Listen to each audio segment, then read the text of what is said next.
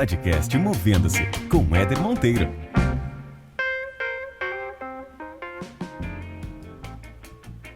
Muito bem, muito bem. Começando agora o primeiro episódio do podcast Movendo-se.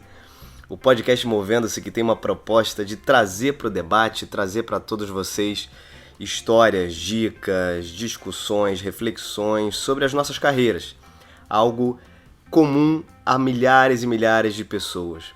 E a ideia do podcast Movendo-se nasceu muito em função do número de pessoas que eu encontrei ao longo de toda a minha trajetória na área de recursos humanos, infelizes com suas carreiras, infelizes com as escolhas que fizeram lá atrás. E por isso surgiu a ideia do podcast Movendo-se, para trazer para todas essas pessoas algo que possa inspirá-las de alguma forma. Então aqui vocês vão ter contato com outras pessoas que passaram por várias situações em suas carreiras, que tomaram também decisões difíceis, que tiveram frustrações, que tiveram sucesso, enfim, que conseguiram, nas suas diversas maneiras, se realizar profissionalmente. Esse é o intuito aqui, é o intuito de trazer mais satisfação profissional, pessoal, para cada um de vocês que está ouvindo. E eu não poderia começar essa história desse podcast Movendo-se com qualquer pessoa. O convidado que eu trouxe aqui é um cara fantástico, ele inspira muita gente atualmente, traz muito conteúdo na internet, fala sobre liderança, vendas, mundo do trabalho, tudo quanto é tipo de assunto ele aborda. E eu queria primeiro agradecer a presença dele, a disponibilidade dele em fazer parte dessa história, em fazer parte desse podcast e apresentar para vocês. É uma honra para mim tê-lo aqui no nosso bate-papo, Caio Carneiro.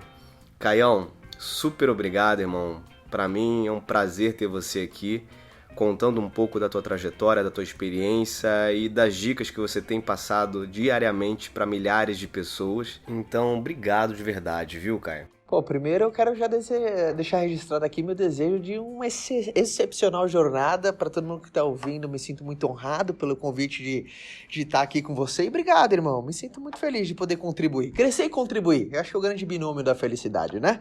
Você crescer e contribuir. Vai ser uma honra poder bater um papo com essa galera aqui. Vambora, vamos que vamos. Muito bom, Caião.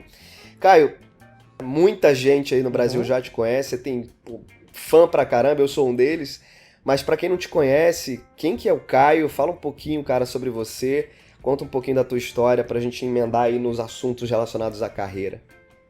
Cara, o Caio é pai, minha principal profissão. Sou pai da Bela e do Theo. Sou casado com a dona Fabiana já há 12 anos. Empreendedor desde que me entendo por gente.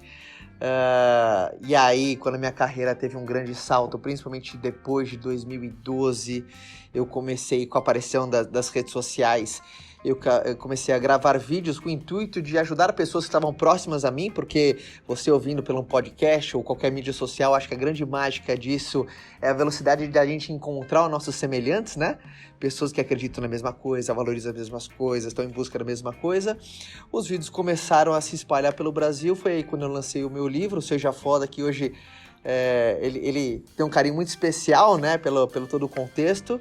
E é um cara completamente insatisfeito, que busca viver a vida numa intensidade máxima aqui, sempre aprendendo, e com tesão de poder contribuir enquanto cresço. Então, resumidamente, em 30 segundos, esse sou eu, um eterno aprendiz também. Um belo pitch. Ô, Caio, vocês aqui temos algo em comum, né? Eu tenho um Theo também, né? Eu sei. Dois molecões, então temos um Theo aí em comum. E, Caio, você que escreveu o livro, que é um best-seller, né, que é o Seja Foda, e já li, recomendo, acho super interessante. E você usa muito esse foda como um acrônimo também, né? Conta um pouco da onde surgiu essa ideia de usar o foda como uma mensagem forte pra todo mundo. Primeiro quando as pessoas ouvem o título pela primeira vez, primeiro calma, né? Foda significa ser feliz, otimista, determinado e abundante. Então, coincidentemente, deu foda, não teve nada de programado. Brincadeiras à parte, mas sim foi meu grito de guerra, algo que me empoderava, me dava uma combustão. É o que eu acredito, porque ser foda não é você ser o melhor, nem ser melhor do que ninguém. É você tá na sua versão máxima, na sua capacidade máxima, você recusar ser medíocre, morno, médio, mediano, mais ou menos, que aí é ruim, né? É você fazer o seu melhor na condição que você tem. Então, primeiro, parabéns a todo mundo que tá aqui, porque se você tá aqui, você tá dando um passo a mais, você tá com uma combustão, você tá com uma faísca, né? Que agora a grande sacada é transformar isso em resultado. Tá buscando já alguma coisa, né, Tá cara? buscando, Esse é o primeiro cara. passo, Eu acho que né? o grande segredo é tá buscando. Tá buscando. Tem muita gente que fala, a gente vai falar sobre carreira, tem muita gente que fala assim, pô, Caião, eu tô perdido, cara. Eu não sei o que eu quero fazer. Cara, tem uma grande diferença aqui, tem gente que é muito dura com você mesmo. É uma grande diferença de estar perdido e não ter se achado. É uma grande diferença, né? Então, às vezes, as pessoas, você não tá perdido, você só não se achou ainda dentro da vida e tá tudo bem, ok. Não tem nada de errado nisso, que nem caça ao tesouro. Porra, não tô achando, tá procurando? Tô, então você tá no jogo. Isso, o problema é quando assim você para de procurar. Aí você tá fora do jogo sem chance de vitória.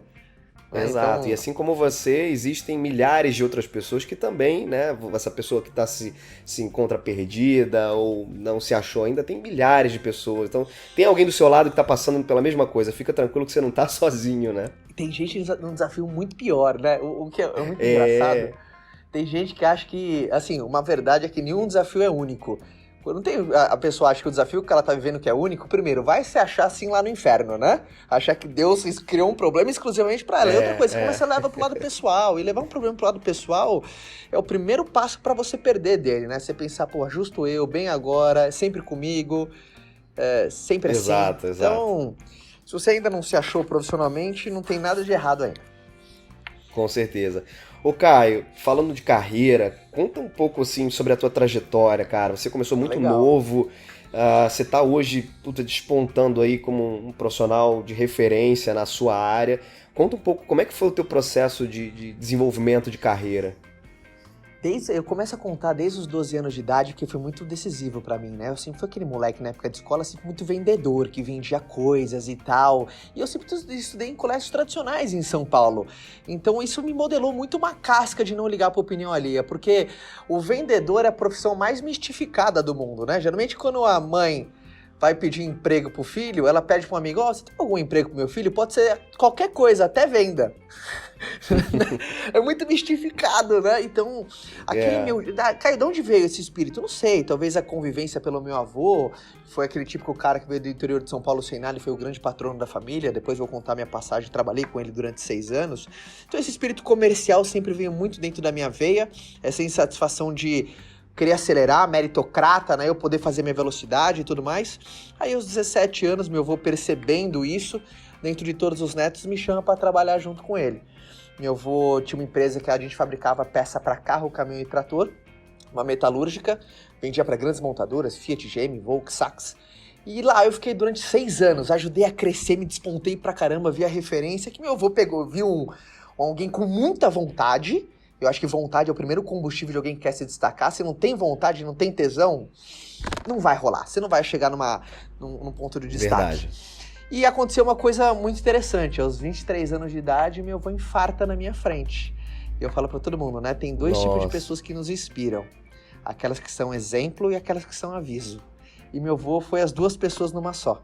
Durante anos ele foi o meu exemplo. Na hora que ele infartou, ele virou o meu aviso. Tipo, será que aqui é o meu lugar? Eu fiquei me questionando, né?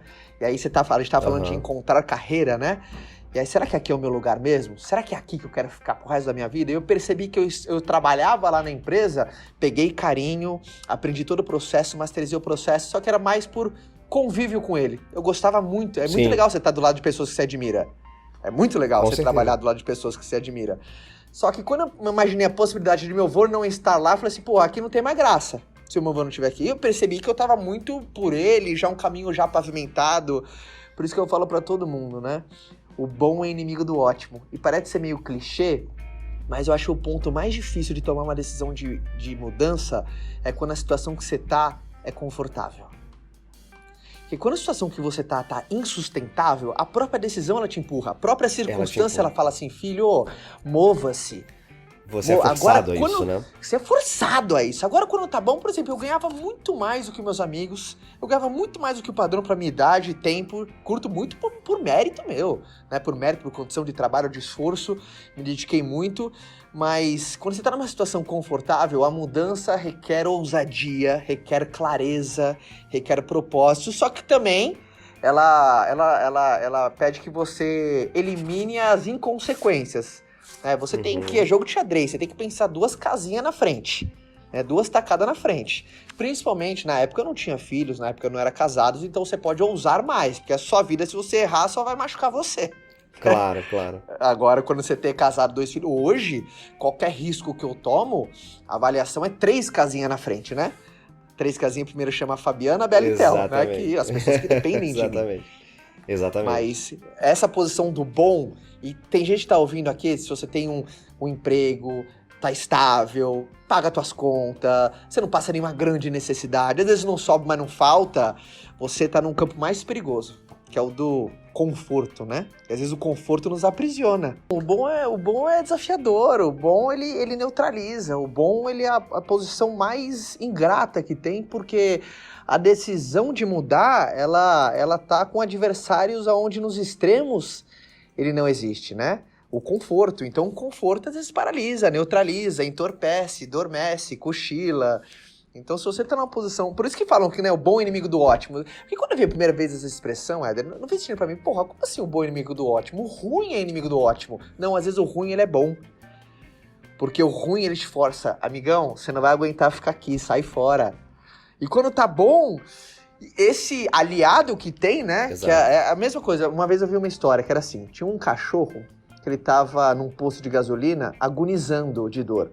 E aí um cara chegou, tava abastecendo o carro, perguntou: cara, o que aconteceu com aquele cachorro? Ah, não esquenta não, ele tá agonizando assim porque ele tá deitado num prego. Aí o cara, meio indignado, perguntou: ué, mas por que ele não levanta do prego? Aí o frentista falou: não sei, não deve estar doendo tanto. E tem muita gente que tá deitada em cima de um prego, só que não tá doendo tanto. Exato. E quando dói tanto é normal, mecanismo de defesa, né? Você tende a se mover, né? Exato. Então, na hora que começa a machucar... Então foi desafiador pra mim, cara. Sair de uma empresa, sabe, familiar que eu ajudei a construir, já constituída, sólida, sabe, já com uma carteira fiel de clientes, pra trocar completamente de profissão. Fui pra vida direta, pro marketing de relacionamento, profissão, a indústria no qual não conhecia, não tinha habilidade nenhuma competência, só que meu coração bateu forte. Gostei da dinâmica, gostei do produto que eu ia representar, gostei das pessoas, gostei da proposta e aquele frio na barriga de uma nova carreira, né? Claro. E ver aquele questionamento: porra, será que vai dar? Será que eu vou conseguir? E se eu não for melhor daqui onde eu tava, será que era melhor ficar então? Mas vale 1 na mão do que 2 voando? Você fica com aqueles questionamentos. Só que por isso que é importante dar clareza, né? Eu acho que quando você tem clareza de perguntar, primeiro, o que você quer? Segundo, o que é importante pra você? Terceiro, o que você não consegue ficar 1 minuto sem pensar a respeito? Essas perguntas têm que nortear suas decisões. Essas perguntas, porque se não lá na frente, cara, você vai chegar com, pra mim, os piores sentimentos da vida de qualquer homo sapiens sabe, de falar: puta, não deu tempo, que droga, não fiz o que eu queria. E assim, eu tenho pavor disso.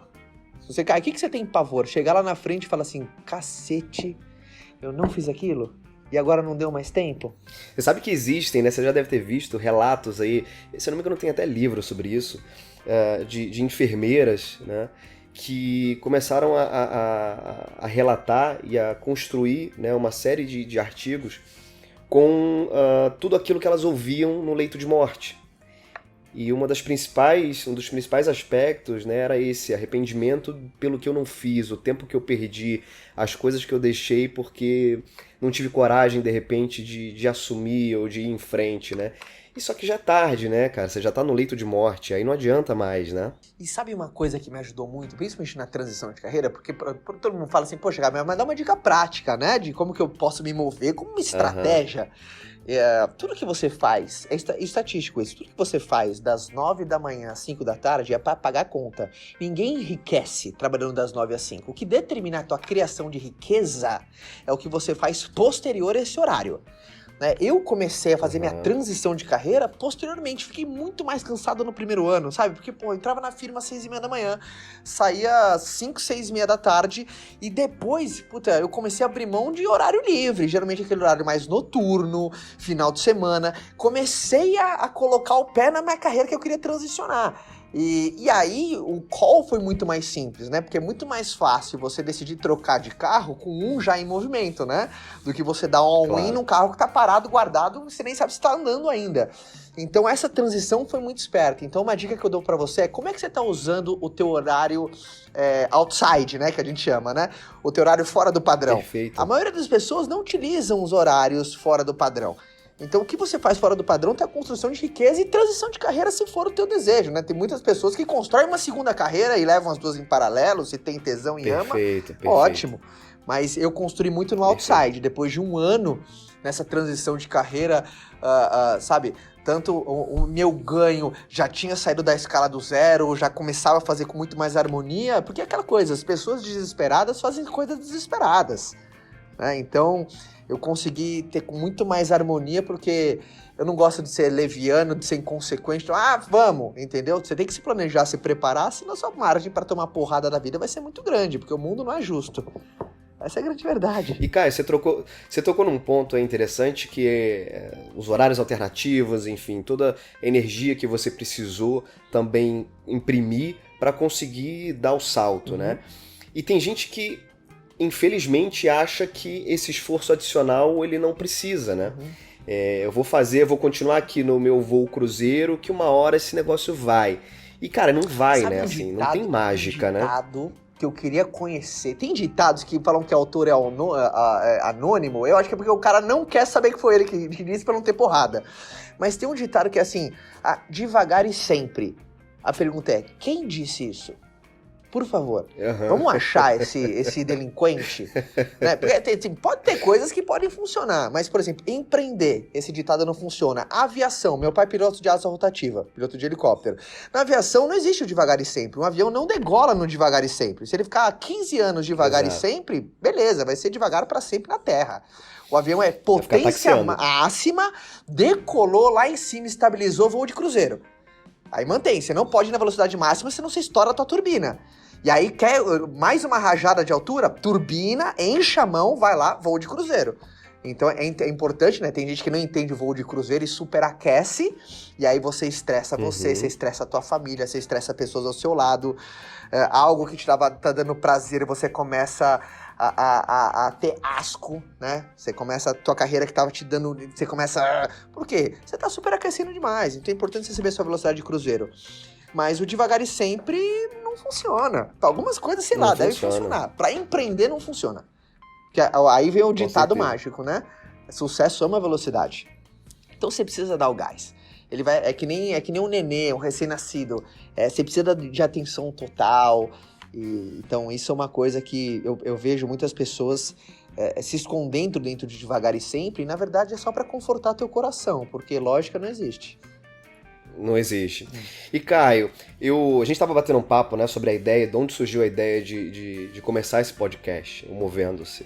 E o grande objetivo é tocar nas pessoas de alguma forma que não se encontraram nas suas carreiras ou chegaram num determinado ponto que começaram a se questionar se eu estou na área certa, se isso é o que eu quero para mim, não estou feliz, etc. E existem milhares de pessoas, né? Eu te falei, minha carreira dentro do mundo corporativo, na área de recursos humanos, aí, com 15 anos de história, ouvir já e ouço muitas pessoas insatisfeitas com o que elas fazem, né? E tem milhares de pessoas no Brasil inteiro com esse mesmo sentimento. A que se atribui, Caio, a essa quantidade de gente infeliz no trabalho, cara? Você acha que existe algum fator aí por trás disso? Primeiro, as pessoas têm muito medo do que o outro vai achar. A opinião alheia, o julgamento, sabe? Tem gente que prefere viver certo do que viver feliz. Tem muita gente que tá ouvindo aqui que faz aquilo que não gosta pra ganhar aquilo que sabe que não merece, só que tá lá às vezes pra honrar papai e mamãe, ou pra uma roda de amigos, ou parecer tá certo pra galera do prédio, ou do condomínio, dos amigos antigos de faculdade. Então, o julgamento é uma coisa que neutraliza muito as pessoas. Era uma coisa que eu nunca deixei que a opinião de alguém se tornasse minha realidade, né? Por exemplo, tem muita gente que é médico só porque o pai é médico, mas ele não tem tesão nenhuma na medicina. Mas ele sabe, se ele escolher, Verdade. por exemplo, ser ator, o pai vai ficar completamente frustrado e você tem vergonha de encarar esse desafio, ter esse resultado, porque se você estoura como ator, seu pai vai falar, eu sabia que você tinha futuro, meu filho. É assim, funciona assim, o indicador universal que você tá crescendo é resultado. Então, antes de resultado, todo mundo te bate, mas depois você atinge, todo mundo dá um tapa nas tuas costas. Então, é desafiador? Claro que é, o mundo te julgar. Por isso, você tem que ter o controle mental. Pra mim, a batalha mais difícil que você vai enfrentar é aquela que acontece dentro de você. Então, o primeiro ponto que é o que a maioria das pessoas não ousam. Puta, e se eu falhar, né? Como que vai ser o olhar das pessoas sobre mim? Pô, ninguém paga tuas contas, ninguém tá nem aí pros teus problemas. Ninguém perde o sono por causa dos teus problemas. Então, vai te fazer feliz, cara. Então, essa é a primeira coisa. A segunda coisa que me fez, assim, uma coisa tática agora, pra galera, eu quero. Como é que eu faço pra achar? Eu não conheço, Éder, outra estratégia, senão assim, testa. Testa caminhos, cara. Testa com inteligência, se programando, se planejando. Lembra? Trabalhando no outside, não sendo leviano. Sim. Mas, por exemplo, se você me perguntasse, quando eu comecei minha carreira, com 17 para 18 anos de idade, 18 foi especialmente meu primeiro CNPJ que eu tive, que eu ia ter um livro escrito, eu nem tenho a menor ideia disso. Entendeu? Só que foi aquele teste. É teste, experimenta. Teu coração vibrou, fica. Investe, lapida mais um pouco. Né? Muitas coisas. Então, assim, sonhos mudam, as metas mudam, os planejamentos mudam. Não tem nenhum sonho infalível ajuste. Só que quando você não testa, é aquela coisa. Se você tem um alvo, você tem uma chance. Não é que você vai acertar. Você tem a chance. Mas quem não tem um alvo, não tem chance nenhuma. Então, o alvo pra mim sempre foi muito, Caio, testa. Então eu sempre testei muitos caminhos, até uma hora que meu coração vibrou. Vou dar um exemplo idiota, mas do cotidiano. Aos 23 anos de idade, 22, eu conheci o meu tesão gastronômico, que é comida japonesa. Até 22 Legal. anos de idade eu nunca tinha colocado na boca, porque eu tinha meio aversão. Pô, vou colocar um peixe cru na minha boca, não é muito a minha praia, eu sou o cara da carne, do churrasco. E aí, minha esposa, apaixonada, falou assim, pô, se a gente vai estar junto, você tem que ao menos experimentar. Experimentei, hoje é meu tesão, eu só faço... E quem diria, né? Mas assim, é teste, carreira acontece por aí, né? Quantas pessoas que às vezes vão para a área de humanas e aí descobrem uma carreira completamente oposta ao que o coração vibrou. E às vezes você vai aproveitar de algumas coisas, só que assim, testa caminhos, cara. Testa. Uma hora teu coração vibra. E tem um pouco de crença envolvida também, né? Você pegou o exemplo da comida japonesa. Quando é que eu vou conseguir comer com aquele pauzinho, né, cara? Com aquele palitinho. A gente sempre achava que era impossível. Não, eu comecei negócio, a empreender, né? vou fazer 33, eu sou ruim de biologia. Vai fazer 16 anos. 16 anos. E na minha época, 16 anos atrás, ninguém falava a palavra empreendedorismo. Ninguém conhecia essa palavra, né? Eu fiz administração, geralmente quem fazia administração, as pessoas, o que você tá fazendo na faculdade de administração? Não sabe o que vai fazer, né? Tá perdido, faz administração, é isso aí. Então, assim, não era cool ter seu próprio negócio antes, né? Não era bacana. No Brasil tem uma crença mais embutida ainda. Geralmente no Brasil, lá nos Estados Unidos tem uma crença muito, muito legal. Principalmente Vale do Silício e tal. Geralmente quando o ápice de uma pessoa, quando abre um negócio, é vender. Lá no Vale do Silício, quando você vende algum negócio, tem festa pra você, galera, puta, parabéns, você vendeu o seu negócio. Aqui no Brasil, se você vende o seu negócio, as pessoas, poxa, que pena, mas o que tava ruim? Que pena, né? O que tava acontecendo? Fracassou, né? Fracassou, né? Então, não era uma coisa muito cool, né? E hoje, cada vez mais as pessoas vão entendendo que você pode empreender dentro do seu emprego. Pra mim, empreender é aprender a remunerar uma paixão. Exato. Acabou. Exato. Você aprendeu a remunerar sua Perfeito. paixão, você é um puta de empreendedor. Tem muito médico empreendedor, dentista empreendedor, engenheiro empreendedor. Aprendeu a remunerar a paixão, bem-vindo ao mundo empreendedor. Cara, adorei essa frase. Aprender a remunerar a paixão. O que você pode dizer para esse público que tá vendo a gente, Caio, como dica aí? Como é que você remunera a tua paixão? Como é que você consegue definir o que é paixão para você? Eu acho que o primeiro passo de qualquer mudança é o reconhecimento. Se dentro desse áudio você já reconheceu algumas coisas, não importa o que seja, não, quer saber? O meu lugar é onde eu adoro. Uau! Reconheceu. puta, aqui onde eu tô não é o meu lugar. Uau, reconheceu. Vamos ter um plano pros dois lados. Perfeito. Tá? Essa é a primeira coisa. E eu acho que a segunda coisa pra você aprender a remunerar uma paixão, primeiro é você ser verdadeiro com você. Você tem que jogar limpo com você, cara. Joga limpo. Assim, é clareza. Geralmente, qualquer resposta que vem antes de 2 segundos, ela não é clara. Se você perguntar, que time você torce? Então, Palmeiras. É porque é real, né? Então, a primeira... Porque, assim, às vezes, a gente se força a gostar daquilo que a gente faz. A gente sabe que a gente não ama e não é o nosso lugar, mas você tenta forçar uma situação.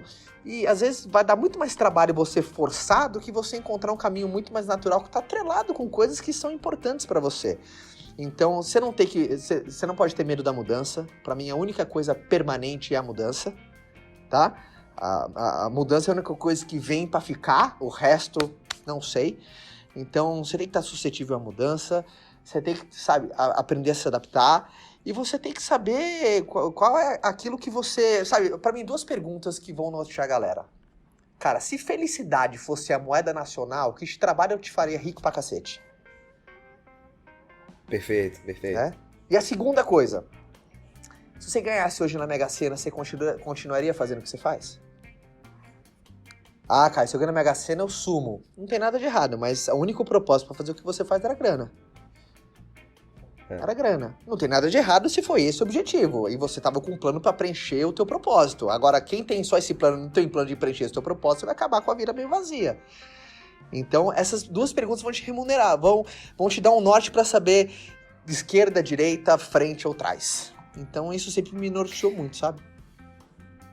Muito bom, Caio. E você trouxe um ponto, resgatando uma fala que você trouxe pra gente, né, um pouquinho atrás, que é você trabalhar buscando agradar alguém, né? Você trabalhar com algo que, para aquele público, para aquela sociedade, para as pessoas que estejam à sua volta, faz sentido para elas.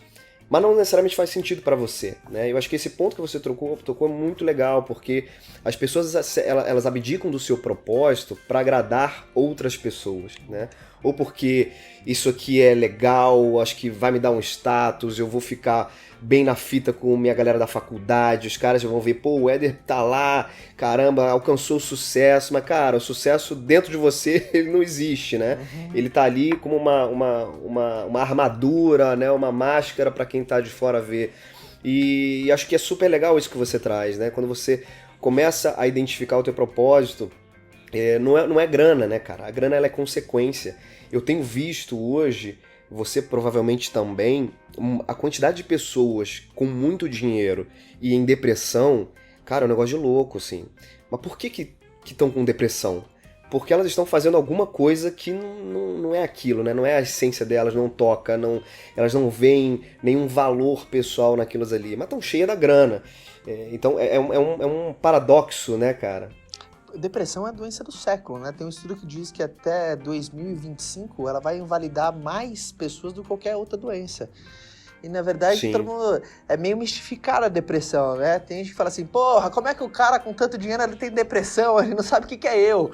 Cara, é uma doença, não tem nada a ver uma correlação com a outra. Mesma coisa, como é que o cara que tem grana tem pneumonia? O que tem a ver? Né? Pneumonia é tipo isso, né? Com dinheiro. É a doença da cabeça, do preenchimento. Então, lógico que tem muitas famílias que acabam por conta de dinheiro, mas tem muitas famílias que acabam por conta de só ter dinheiro. Então é você buscar o completo, é buscar o meio de tudo, né? Tudo que te preenche. Então você tem que pensar em algo que vai te trazer, porque dinheiro ele é um péssimo amo, mas é um excelente servo, né? Ele serve a gente muito bem. Agora, quando você tem como amo, ele é horrível. Então você tem que pensar em você no completo. O que te faz feliz, o que você sente que você está crescendo e contribuindo, você está fazendo diferença, que você se sente vivo naquela atividade, e você tem um grau de comissionamento para preencher os teus sonhos, que é muito, muito válido e é devido de você conquistar. Mas se eu fosse dar uma coisa final que você falou de julgamento, é uma coisa que não tem como você fugir. Por exemplo, se você tá fora do peso, as pessoas te condenam. Poxa, o Caio tá gordinho, tá fora do peso, não se cuida, relaxado. E aí você entra na academia, começa a fazer 5 vezes por semana pra começar a cuidar do peso. Ih, ficou bitolado, só pensa nisso, não quer saber. Então as pessoas vão te condenar de qualquer jeito, cara. Se as pessoas vão te condenar de qualquer jeito, vai fazer o que te faz feliz, cara. Então não tem como você fugir da condenação. Só tem uma estratégia pra ninguém te condenar. Não faça nada, não queira nada e se torne um ninguém. Aí ninguém vai nem saber seu nome. Maravilha, maravilha, Caião. Caio, pra gente finalizar esse papo foda, plagiando aí o seu, seu slogan, que dica que você tem pra galera, Caio, pra dar o primeiro passo, né? Porque qualquer mudança, qualquer decisão, qualquer coisa na nossa vida tem que ter um primeiro passo. E é esse primeiro passo que às vezes a gente demora muito a dar ou não tem coragem de dar. Que dica você tem para que as pessoas efetivamente deem o primeiro passo? Desligando esse podcast, tem uma pequena vitória. Uma pequena. Eu não quero que você tenha uma vitória gigantesca, porque uma pequena vitória libera dopamina, neurotransmissor da realização e do avanço. Sabe, a pequena vitória é... Sabe... Às vezes, algum amigo seu que tá numa carreira que te intriga, que te, sabe, que te brilha, que te dá curiosidade, que você fala, puta, ali deve ser legal. Vai conversar com ele. É uma pequena vitória. Falar com alguém que você admira, que faz algo que você acredita que possa ser legal pra você. Talvez não seja, talvez você já eliminou essa dúvida da tua cabeça e vá embora para outro caminho. Não, talvez seja. Então, uma pequena vitória, sei lá o que seja essa pequena vitória pra você. Ou falar com alguém que você admira, ou você experimentar alguma coisa nova que tá fácil ao alcance, você não precisa fazer grandes mudanças, mas é aquela coisa, você não precisa pular hoje na água. Calma, coloca o pezinho em algum lugar diferente. Vai falar com gente diferente, sai um pouco da tua bolha, né? Sai um pouco do teu aquário, vai falar com gente que você acha legal, porque grandes oportunidades estão escondidas em pessoas que você ainda não conhece. Então essa seria a minha dica. Muito bem, muito bem.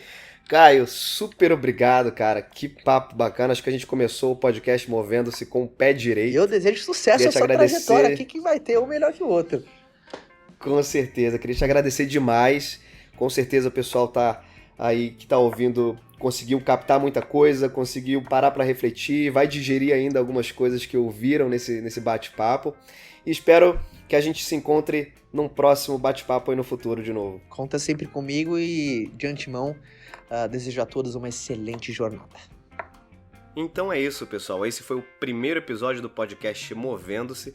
Espero que vocês tenham gostado e que continuem acompanhando daqui pra frente todas as histórias, dicas e tudo que vem por aí. Um abraço, um beijo a todos e até o próximo episódio.